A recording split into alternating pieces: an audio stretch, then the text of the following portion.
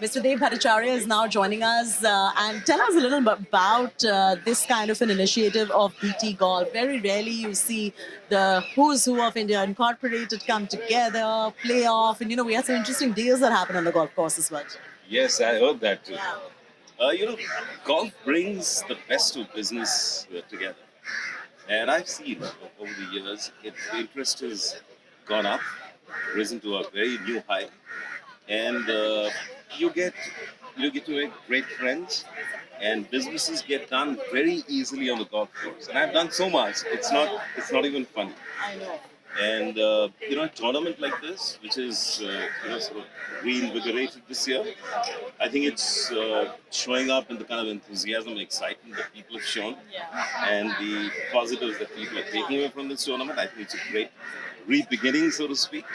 So I think BT Golf is going places. There is a lot of analogy when it comes to boardrooms and fairways as well. And like you rightly mentioned, that a lot of business gets conducted on the golf course as well. What is the parallel if I asked you, in your personal opinion, being a golfer, if you had to draw from the boardroom to the fairway, the thing that both the sport and business have in common? I think the best thing that I see in the golf course is all defenses are down. You hit two bad shots, and you become very humble and realize that humility in business is perhaps one of the biggest sort of positives for a senior manager. And when you see people when they're down and the way they behave and the way and they conduct themselves thereafter is an indicator of who's a good leader and who's not.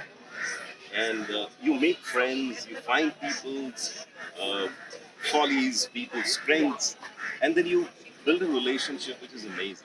And if you can build it in the boardroom with defenses down and get together and share commonalities, things like that, I think is a great plus. So there's so much that business can learn from something on the golf course. So, interesting you mentioned that because I do remember I was at Ambi Valley playing a golf tournament, and over there's an arch, and they've written over there the way you play your game of golf is the way you play your game of life. And you're very right that the real characteristic of the person really comes out. And then, do you then decide whether you want to do business with this person or not once you see how the person is faring on the golf course? Yeah, actually, it becomes very easy.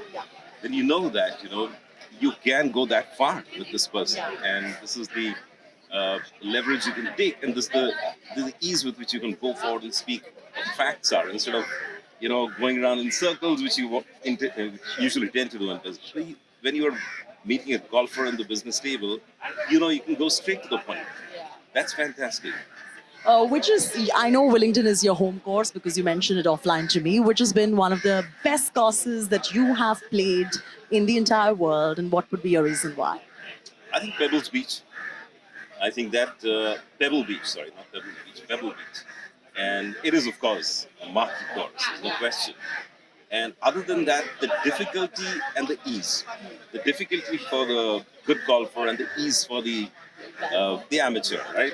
So I think it combines it so beautifully. You learn, even as a non-course designer, you say, oh my God, really, this is how they plan it. Yeah. So, for a professional, it would be a layup. For you, it would be a full shot.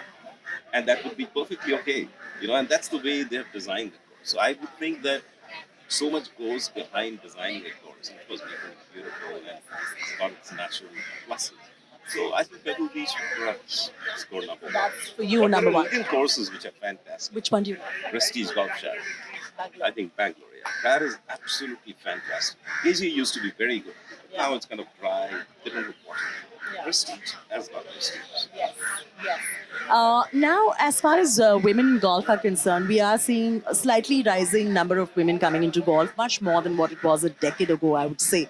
But still, there is that push that is required. I mean, of course, Aditi Ashok goes there to empower every woman that there is, and she's this rising and shining example of what women can do in Olympics as well in golf. What would you like to tell the women today, the message that you'd like to give? Not to the women, but to the sponsors.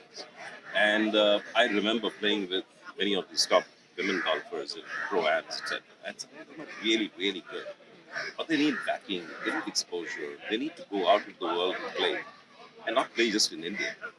And I speak to the sponsors whenever I'm in a tournament. I say that, this is what, don't give this televisions and stuff like that to the amateurs. Fund that for the American golfers do that, and they really need it. You know? They just can't afford to play overseas. That's my point. Thank you so much, sir, for joining us on this broadcast. Really a pleasure to have you here today with us at PT Golf. Thank you very much. That's Chaiti Narula signing off. Presented by Royal Ranthambore Heritage Collection,